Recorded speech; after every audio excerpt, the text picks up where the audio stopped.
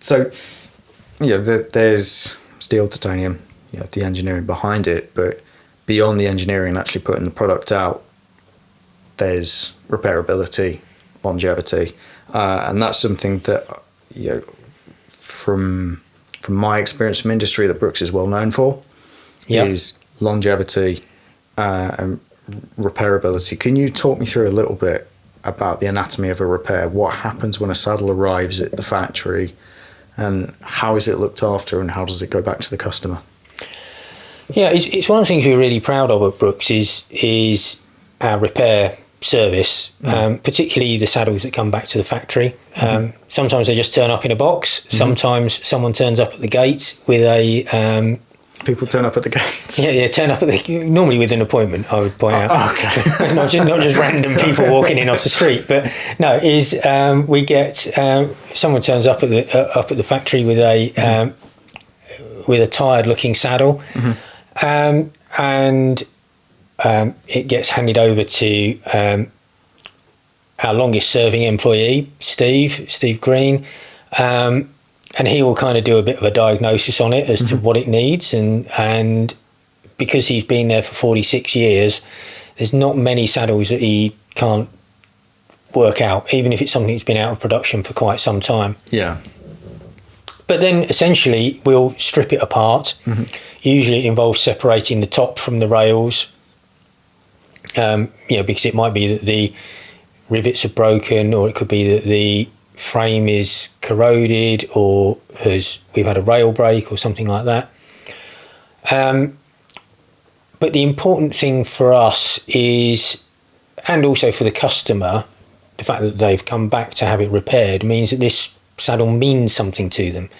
It carries a story for them of the rides they've had with it, the different bikes it's been bolted to, all this kind of thing. So it's up to us to preserve that memory and that patina and that sort of story that goes with that saddle.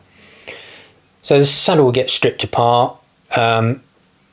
We will generally fish out of either the spares or the current production stocks the appropriate replacement parts, and then it will get put back together. And the way it gets put back together is it will go through the same hands that built it, both in terms of the production process, but also quite possibly in terms of the physical hands of the person. We have a lot of people at the factory who've been with us for 20, 30, 40 years. So the chances are that the person who's repaired your saddle is the person who built it the first time round. Do any of the Brooks products have a signature on them of who made them, or are they made by different processes? I know Restrap, who are they started up making recycled toe straps for fixies, and now they make all the bike packing gear. Yeah. They include a little tag with who stitched your bag, and Brompton have traditionally, they've always had the engineer or the technician's name who's brazed it together it's not in Brompton anymore, is it? They're just outside of Brompton in London. Yeah. But they'll always have the signature on it. Does Brooks have anything similar to that with how involved the members of staff that you have are with the saddle manufacturer? I would say watch this space for later in the year. Okay. No, but in terms of knowing that it's passing through the same hands, is because we've got this longevity and this skill base, particularly with the copper riveted saddles, is the chances are it is passing through the same pair of hands. And the other thing that we do at the end of it is we give it a little bit of love. We'll give the leather a good polish and a good feed. Tension the frame up to the right stiffness and hand it back to the customer, and they generally walk away with a big smile on their face. In the meantime, they've probably had a little bit of a tour around the factory, and we've given them a cup of tea as well. But they walk away knowing that the saddle that they've got, it might be 20 years old and has come to us. And we'll go out and it will last them another 20 years. And we'll, take them on the next bit of their cycling adventure. Do you have any favourite stories of saddles that have come in? from where they've been?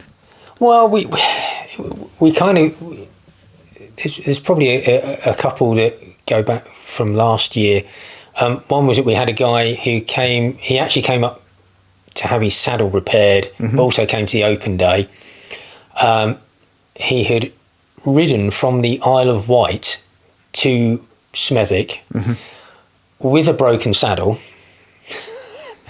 and came to the factory and said, "Can you repair this for us?" And we said, "Yes, we can." And to be fair, it was a bit like Trigger's brush. You know, it had been on umpteen bikes. It had new tops, new rails. Yep. I don't know how much of it was the original saddle, but for him, it was important that it was repaired and he carried on riding with it. The second one we had last year was a real oddball. We were approached by a motorcycle museum. Okay. And back in the day, Brooks used to make motorcycle saddles as well as bicycle saddles. Oh, I didn't know that. Yeah. Well, if you go back into the catalogue, we used to make all sorts of things with leather coverings on. You know, trunks for cars, I